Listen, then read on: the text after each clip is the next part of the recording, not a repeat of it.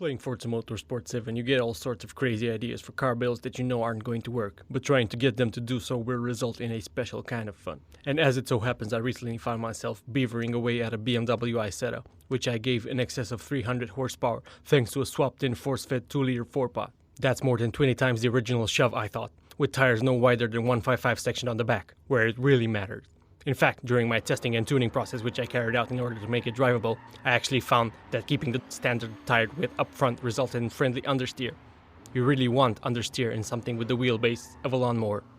No more than 2 bags of grass would fit in it, I reckon. After I put in all of the performance parts that I needed, and after reverting to sport tire because anything other than that gave it too much grip and it tended to flip on its side, like a depraved man in the depths of an ether binge, I proceeded to test it some more, and also do a bit of tuning to make sure it was up to scratch. I usually test all my Forza cars like this, the rear end for stress factors. Then, after I felt I was pleased with the way this tiny wheeled Teutonic teapot handled, I went ahead and enrolled in a race against what I later discovered were much bigger opponents. I had no choice.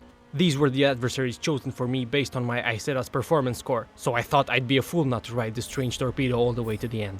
So I found myself on the starting line at Laguna Seca, registered under a fake name, trapped between Subarus, knowing that my power to weight far exceeded that of any other set of wheels I had to face. The outlook was not grim. And it began. I was at first tepid in my attempts to pass before I bumped into a Bentley's behind that busted my body. Then I realized this was to be a classic affirmation of everything right and true in the world of racing. The underdog who started at the back of the pack would shoot up to the top and be victorious. But it was not to be.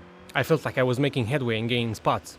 But really, my car was already quite damaged, frequently lifting a wheel off the ground and skipping all over the place. This was normal, I thought, as I remembered wheels were recycled from an old Messerschmitt, so they were more used to being in the air than on the ground. By the time I reached the corkscrew, I was happy I was still going, still alive, and still humping this circle of tarmac alongside these fucking swine. But then some angry SL65 shoved me and sent me flying off the track. At first I felt enraged, but quickly understood that all energy flows according to the whims of the great magnet, and that I was a fool to defy him. So I soldiered on, knowing full well that I could have done the whole thing on acid. Jesus. Did I say that? Or did I think it? Did they hear me?